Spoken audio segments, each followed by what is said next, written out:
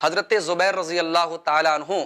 کی اہلیہ حضرت اسما بنت ابی بکر رضی اللہ تعالیٰ عنہ نبی کریم صلی اللہ علیہ وسلم کی بڑی سالی تھیں، حضرت عائشہ رضی اللہ تعالیٰ عنہ کی بڑی بہن تھیں۔ ان کی ایک حدیث میں آپ کے سامنے بیان کرنا چاہتا ہوں، جسے امام بخاری رحمۃ اللہ علیہ نے صحیح بخاری میں اور امام مسلم صحیح مسلم میں لائے ہیں۔ آئیے اس حدیث پاک سے حضرت زبیر رضی اللہ تعالیٰ عنہ کی سیرت کا اور ان کی زندگی کا ایک خاص پہلو ابھر کر ہمارے سامنے آتا ہے۔ حضرت اسما رضی اللہ تعالیٰ عنہ کہتی ہیں کہ میرے شوہر زبیر اکثر جہاد میں رہتے تھے اور میں گھر پر ان کے گھوڑے کو چارہ کھلاتی تھی، میں ان کے اونٹ کی دیکھ بھال کرتی تھی، اور میں آٹا پیستی تھی اور میں روٹی بناتی تھی۔ مجھے روٹی بنانا نہیں آتا تھا، میری انصاری سہیلیاں، انصار کی رہنے والی عورتیں، وہ آ کر روٹی بنانے میں میری مدد کرتی تھیں، اور میں کھجور کی گٹلیوں کو پیس کر میں اونٹوں کو کھلایا کرتی تھی، اور ان گٹلیوں کو چننے کے لیے میں حضرت زبیر رضی اللہ تعالیٰ عنہ کا ایک باغ جو اللہ کے نبی نے ان کو دیا تھا، اس باغ میں جاتی تھی، اپنے سر کے اوپر میں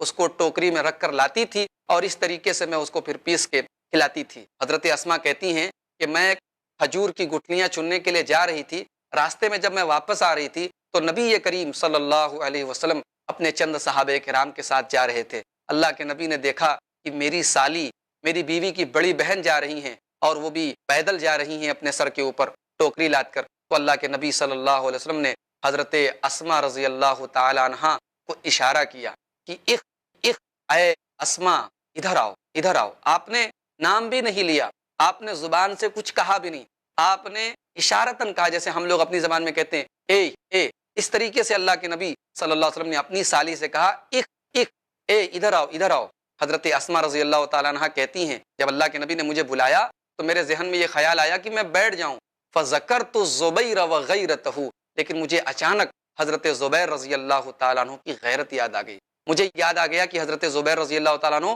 بہت غیرت مند انسان ہے، اگر میں اللہ کے رسول صلی اللہ علیہ وسلم کے ساتھ بیٹھی تو انہیں پسند نہیں آئے گا، وہ پسند نہیں کریں گے۔ حضرت زبیر رضی اللہ تعالیٰ عنہ کی غیرت جیسے ہی یاد آ گئی، حضرت اسما کہتی ہیں میں نہیں بیٹھی،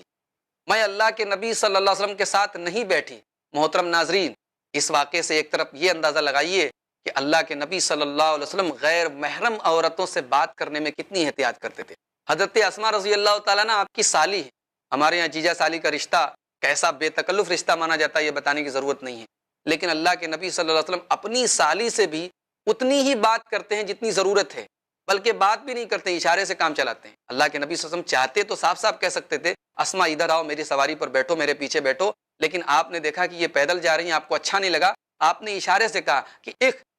اے ادھر آؤ۔ لیکن حضرت اسما کو اپنے شوہر کی غیرت یاد آ گئی کہ میرے شوہر کو قطعی یہ پسند نہیں ہے کہ میری بیوی کسی دوسرے کے ساتھ بیٹھے۔ حضرت اسما کہتی ہے میں نہیں گئی۔ اللہ کے نبی صلی اللہ علیہ وسلم سمجھ گئے کہ میری سالی شرما رہی ہیں، وہ میرے ساتھ نہیں بیٹھنا چاہتی۔ اللہ کے نبی صحابہ کرام کو لے کر چلے گئے۔ حضرت اسما کہتی ہے جب بعد میں میرے شوہر آئے، حضرت زبیر آئے، اور میں نے پورا واقعہ ان کو بتایا تو حضرت زبیر نے کہا کہ تمہارا پیدل اس طریقے سے اپنے سر کے اوپر ٹوکری لاد کر لانا، یہ میرے لیے زیادہ پریشانی کی چیز ہے۔ اللہ کے نبی صلی اللہ علیہ وسلم کے ساتھ تم بیٹھ جاتی تو مجھے اتنی پریشانی نہ ہوتی، مجھے اتنا مشکل نہ گزرتا۔ محترم ناظرین کرام،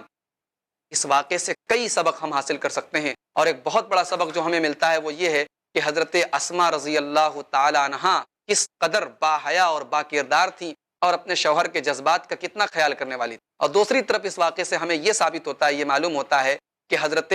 زبیر رضی اللہ تعالیٰ عنہ کتنے باغیرت انسان تھے کہ ان کی بیوی کو یہ پتا تھا کہ میرے شوہر کو قطعی یہ پسند نہیں ہے کہ میری بیوی کسی غیر کے ساتھ سواری پر بیٹھے، اونٹنی پر بیٹھے، اس لیے حضرت اسما رضی اللہ تعالیٰ عنہ نے اللہ کے نبی صلی اللہ علیہ وسلم کے ساتھ، جو ان کے بہنوئی بھی تھے اور اللہ کے رسول بھی تھے، ان کے ساتھ بیٹھنا گوارا نہیں کیا۔